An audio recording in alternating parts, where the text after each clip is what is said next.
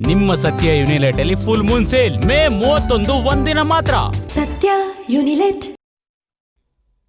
ನೂತನ ಸರ್ಕಾರದ ರಚನೆಗೆ ಸೋಮವಾರ ಮುಹೂರ್ತ ನಿಗದಿಯಾಗಿದೆ. ಸಿಎಂ ಆಗಿ ಡಿಕೆ ಶಿವಕುಮಾರ್ ಪ್ರಮಾಣ ವಚನ ಸ್ವೀಕರಿಸಲಿದ್ದಾರೆ. ಸಿಎಂ ಜೊತೆ 8 ರಿಂದ 10 ಸಚಿವರು ಸಂಪುಟಕ್ಕೆ ಸೇರಲು ಡಿಕೆ ಶಿವಕುಮಾರ್ ಸಿದ್ಧತೆ ನಡೆಸಿದ್ದಾರೆ. ಇದೇ ವೇಳೆ ಜಾತಿವಾರು ಡಿಸಿಎಂ ಹುದ್ದೆ ಸೃಷ್ಟಿಗೆ ಡಿಕೆಶಿ ವಿರೋಧವನ್ನ ವ್ಯಕ್ತಪಡಿಸಿದ್ದಾರೆ ಎನ್ನಲಾಗ್ತಿದೆ. ಡಿಕೆ ಸಂಪುಟ ಸೇರಲು ಹಿರಿಯ ಶಾಸಕರ ರಣತಂತ್ರ. ಸೋಮವಾರವೇ ಡಿಕೆಶಿಯ ನೂತನ ಸರ್ಕಾರ ರಚನೆ. ಡಿಕೆ ಶಿವಕುಮಾರ್ ನೇತೃತ್ವದ ಸರ್ಕಾರ ರಚನೆಗೆ ಮುಹೂರ್ತ ಫಿಕ್ಸ್ ಆಗಿದೆ. ಸೋಮವಾರ ಸಂಜೆ 5:30 ಗಂಟೆಗೆ ಗೋಧೂಳಿ ಮುಹೂರ್ತದಲ್ಲಿ ಸಿಎಂ ಆಗಿ ಪ್ರಮಾಣ ವಚನ ಸ್ವೀಕಾರ ಮಾಡುವುದು ಬಹುತೇಕ ಕನ್ಫರ್ಮ್ ಆಗಿದೆ.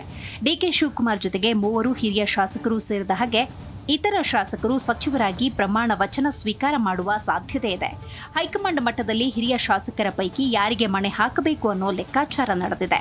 ಸಿದ್ದರಾಮಯ್ಯ, ಡಿಕೆ ಶಿವಕುಮಾರ್ ಇಬ್ಬರೂ ತಮ್ಮ ಬೆಂಬಲಿಗರ ಪಟ್ಟಿಯನ್ನ ಹೈಕಮಾಂಡ್ಗೆ ಸಲ್ಲಿಸಿದ್ದಾರೆ. ಜಾತಿವಾರು, ಪ್ರಾದೇಶಿಕವಾರು, ಹಿರಿತನದ ಆಧಾರದ ಮೇಲೆ ಸಚಿವ ಸ್ಥಾನ ನೀಡಲು ವರಿಷ್ಠರು ಚಿಂತನೆ ನಡೆಸಿದ್ದಾರೆ. ಶಾಸಕಾಂಗ ಪಕ್ಷದ ಸಭೆಯನ್ನು ಕರೀತಾ ಇದ್ದೀವಿ. ನಾನು ಸಿದ್ದರಾಮಯ್ಯ ಮಾತಾಡಿದ್ವಿ, ಟೈಮಿಂಗ್ ಮಾತಾಡೋಣ. ಎಲ್ಲರೂ ಬೆಂಗಳೂರಲ್ಲಿ ಕೇಳಿದ್ದೀವಿ. ನಮ್ಮ ಹೈಕಮಾಂಡ್ ಲೀಡರ್ಸ್ ಕೇಳಬೇಕು, ಅವರು ಬರಬೇಕು. 4 ಡಿಸಿಎಂ ಹುದ್ದೆ ಸೃಜನೆಗೆ ಚರ್ಚೆ. ಹೆಚ್ಚುವರಿ ಡಿಸಿಎಂ ಹುದ್ದೆಗೆ ಡಿಕೆಶಿ ತಕರಾರು.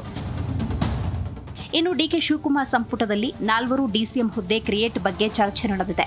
ದಲಿತ, ಅಲ್ಪಸಂಖ್ಯಾತ, ಹಿಂದುಳಿದ ಹಾಗೂ ಸಾಮಾನ್ಯ ವರ್ಗಕ್ಕೆ ಒಂದೊಂದು ಹುದ್ದೆ ನೀಡುವ ಬಗ್ಗೆ ಚಿಂತನೆ ಇದೆ.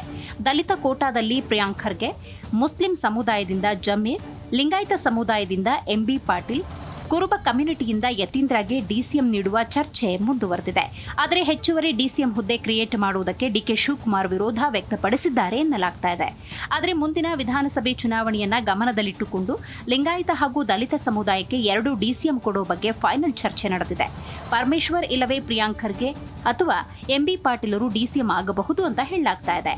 ದಲಿತ ಸಿಎಂ ಕಾರ್ಡ್ ಪ್ಲೇ ಮಾಡಿರುವ ಪರಮೇಶ್ವರ್ ಬಹುತೇಕ ಡಿಸಿಎಂ ಆಗೋ ಸಾಧ್ಯತೆ ಇದೆ ಅಂತ ಹೇಳಲಾಗ್ತಾ ಇದೆ. ನೋಡೋಣ, ಇನ್ನು ಡೆವಲಪ್ಮೆಂಟ್ 3-4 ದಿವಸ ಏನೇನಾಗುತ್ತೆ, ಯಾವ ರೀತಿ ಬೆಳವಣಿಗೆ ಆಗುತ್ತೆ ಕಾದು ನೋಡೋಣ. ಡಿ.ಸಿ.ಎಮ್ ಸಿ.ಎಮ್ ಅವರೇ ನಿರ್ಧಾರ ಮಾಡಬೇಕು ಯಾವ ರೀತಿ ಇರಬೇಕಂತ. ಸೊ ಅವ್ರ ಮೇಲೆ ನಾವು ಒಪ್ಪಿಸಿದ್ದೀವಿ ಯಾವ ರೀತಿ ಇರಬೇಕಂತ. ನೀವೇ ಮಾತಾಡ್ಕೊಳ್ಳಿ ಹೈಕಮಾಂಡ್ ಜೊತೆ. CLP ಆದಮೇಲೆ ಅದು ಚರ್ಚೆ ಆಗ್ಬೋದು. ಎಷ್ಟು ಜನ ಡಿ.ಸಿ.ಎಮ್ ಆಗ್ತಾರೋ ಅಥವಾ ಆಗದೇ ಇರ್ಬೋದು. 2 ಚಾನ್ಸ್ ಇದೆ, ಆಗ್ಬೋದು ಆಗದೇ ಇರ್ಬೋದು, 2 ಇದೆ ಚಾನ್ಸ್. ಸರ್, ನಿಮ್ಮ ಅಭಿಪ್ರಾಯ ಏನು ಸರ್? 28ರ ಚುನಾವಣೆ ದೃಷ್ಟಿಯಿಂದ ಆಗಬೇಕು ಅಂತಿರೋ ಯಾವುದ್ರೆ ಹೆಚ್ಚುವರಿ ಡಿ.ಸಿ.ಎಂ? ಡಿ.ಸಿ.ಎಮ್ ಮಾಡ್ಬೋದು, ಮಾಡದೇ ಇರ್ಬೋದು. ನಾವು ಕೆಲಸ ಯಾವ ರೀತಿ ಮಾಡ್ತೀವಿ, ಜನರ ಹತ್ರ ಎಷ್ಟು ಹೋಗ್ತೀವಿ, ಏನು ಕಾರ್ಯಕ್ರಮ ಕೊಡ್ತೀವಿ, ಡೆವಲಪ್ಮೆಂಟ್ ಮೇಲೆ ಜನ ಓಟ್ ಹಾಕ್ತಾರೆ. ಡಿ.ಸಿ.ಎಮ್ಮು, ಮಂತ್ರಿ ಇದೀವಿ, ಇನ್ನೊಂದಿದೆ ಅಂತ ಹಾಕೋಲ್ಲ. ಒಟ್ಟಿನಲ್ಲಿ ಹೆಚ್ಚುವರಿ ಡಿಸಿಎಂ ಹುದ್ದೆ ಸೃಷ್ಟಿಗೆ ಡಿಕೆ ಶಿವಕುಮಾರ್ ವಿರೋಧ ವ್ಯಕ್ತಪಡಿಸಿದ್ದಾರೆ ಅಂತ ಹೇಳಲಾಗ್ತಾ ಇದೆ. ಜೊತೆಗೆ ಹಿರಿಯ ಮಾಜಿ ಸಚಿವರ ಸಂಪುಟ ಸೇರ್ಪಡೆಗೂ ಬ್ರೇಕ್ ಹಾಕಿದ್ದಾರೆ. ಸಿಎಂ ಜೊತೆ ಕೇವಲ 8 ರಿಂದ 10 ಸಚಿವರಷ್ಟೇ ಪ್ರಮಾಣ ವಚನ ಸ್ವೀಕಾರ ಮಾಡೋ ಸಾಧ್ಯತೆ ಇದೆ. ಹೀಗಾಗಿ ಸಂಪುಟ ರಚನೆ ಕಸರತ್ತು ಇನ್ನಷ್ಟು ದಿನ ಮುಂದಕ್ಕೆ ಹೋಗಲಿದೆ.